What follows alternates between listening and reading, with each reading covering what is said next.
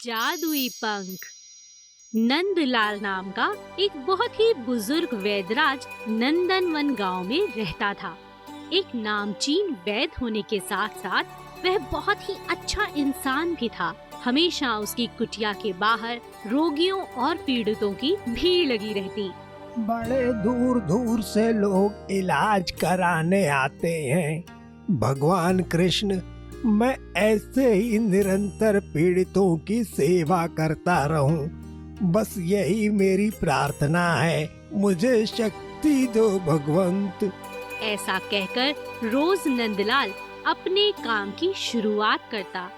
जंगल में जाकर जड़ी बूटी लानी होगी, नहीं तो कल रोगियों को देने के लिए कुछ नहीं होगा। बेचारे इतने दूर से आते हैं। नंदलाल अपनी पोटली लेकर शाम के वक्त जंगल में जाता है। जड़ी बूटी लेने के बाद आते वक्त वापसी में याददाश्त के कारण रास्ता भटक जाता है और अलग ही दिशा में चलने लगता है। अरे ये क्या, ये मैं कहाँ आ पहुँचा? इतने घने जंगल से अब बाहर कैसे निकलूं? हे प्रभु कृष्ण, कृपा करो, मुझे मार्ग बताओ। तभी अचानक रास्ते में नंदलाल को एक विशाल मोर जख्मी अवस्था में पड़ा मिलता है। उसके पैरों से बहुत खून बह रहा था। हे प्राणी, तुम्हें इतना घायल किसने किया? तुम्हारा इलाज करता हूँ, रुको। नंदलाल जड़ी बूटी के पत्ते हाथों पर मसलकर जख्म पर लगाता है। थोड़ी ही देर में खून बहना बंद हो जाता है और मोर को अच्छा महसूस होता है। हे मानव प्राणी, तुमने मेरे प्राण बचाए हैं। तुम्हें देने के लिए मेरे पास कुछ नहीं, पर मेरा एक मोर पंख तुम ले सकते हो, जो तुम्हारे कार्य में तुम्हारी मदद करेगा। नहीं नहीं, इससे तुम्हें पीड़ा होगी। मुझे कुछ नहीं चाहिए। ले लो मानव, मुझे कुछ नहीं होगा। नंदलाल मोर का पंख लेकर उसे धन्यवाद कहता है और आगे निकल जाता है। अचानक उसे रास्ता याद आता है और अपने घर ठीक से वह पहुंच जाता है। क्या परेशानी है तुम्हें? वैद्य जी, मुझे आंखों से दिखाई नहीं देता, कृपा करके ठीक कर दो। नंदलाल उसकी आंखों पर वह मोर पंख घुमाता है। तभी चमत्कार होता है।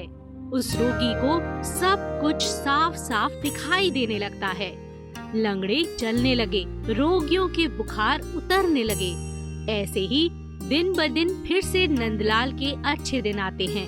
हे राधे, ये सब आपकी कृपा है।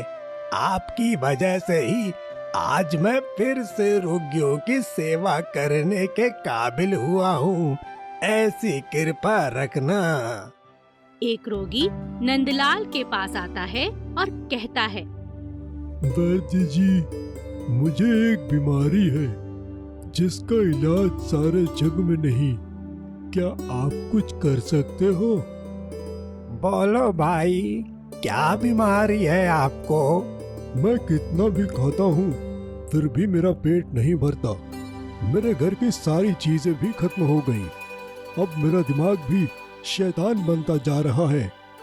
ये कोई साधारण बीमारी नहीं। इसको ठीक करने के लिए तुम्हें भक्ति की जरूरत है। तुम जिस भी भगवान को मानते हो, उसकी आराधना करो। यह पंख भी तुम्हें ठीक नहीं कर सकता, क्योंकि तुम्हारी इच्छाओं पर तुम्हें स्वयं संयम रखना होगा। तभी भगवान कृष्ण उस आदमी द्वारा प्रकट होते हैं और कहते हैं, हे भक्त, तुम तुम्हारी परीक्षा में सफल हुए हो। तुम्हें जंगल में जो जख्मी मोर मिला था, वो मैं खुद था। मुझे आनंद हुआ कि तुम मेरे दिए पंख का गलत इस्तेमाल नहीं कर रहे हो। लोगों की भलाई के लिए, अच्छे कार्य के लिए मैं हरदम भक्तों के साथ हूँ। अब तुम्हें कोई भी विपदा नहीं आएगी।